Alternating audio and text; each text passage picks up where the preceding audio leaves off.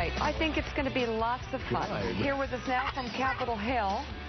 Let's talk about it later, boys.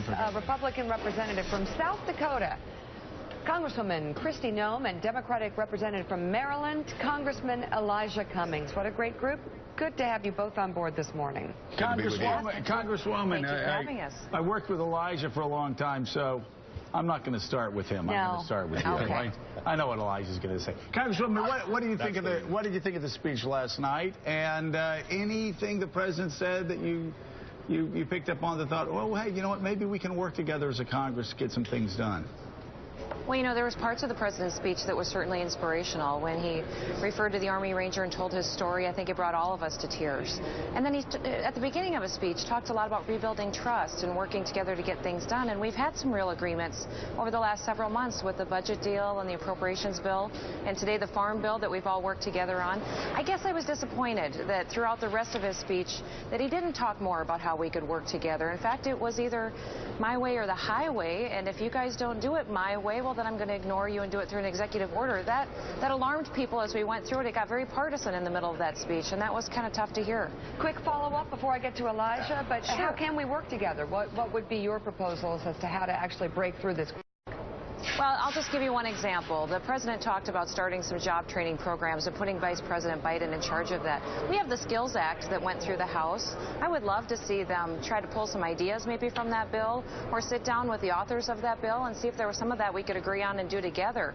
That's really the faith and the hope that the American people need right now, is that we all have the ability to sit down and be reasonable individuals and talk and move this country forward. Your state, you have a low unemployment rate, I think the second lowest in the country at about 3.7%.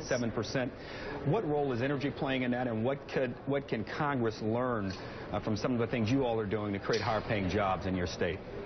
Well, you know, I'm from South Dakota, so we don't have the energy boom that North Dakota is certainly seeing. But I will tell you that some of the regulations the president talked about last night are alarming for someone like me, who lives in a state where we need energy to stay warm in the wintertime, to stay cool in the summer. It's a long ways to drive anywhere we need to go.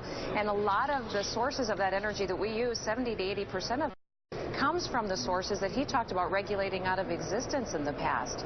So that's alarming for people through the middle of the country, that's really the only option that they have right now, and those regulations would only drive up the costs and make it more difficult for people to pay their bills and those businesses to survive. So, Congresswoman, if he agreed to that, could you support a minimum wage increase if the president laid that out as one of the examples of things he could do to placate Republicans? Could you support some things that Democrats may want?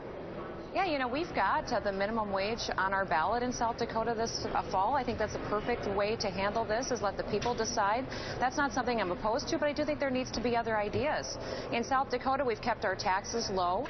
We've kept our regulations low. We've given people the opportunity to make smart budget decisions. Our state's made smart budget decisions, and we balance our budget every year. That's why we have a low unemployment rate, and businesses are coming there and putting people back to work, and our families do better there. Congresswoman Kristi and Congressman Elijah Cummings, always good to see you. Thank you very much. Thank you all so much.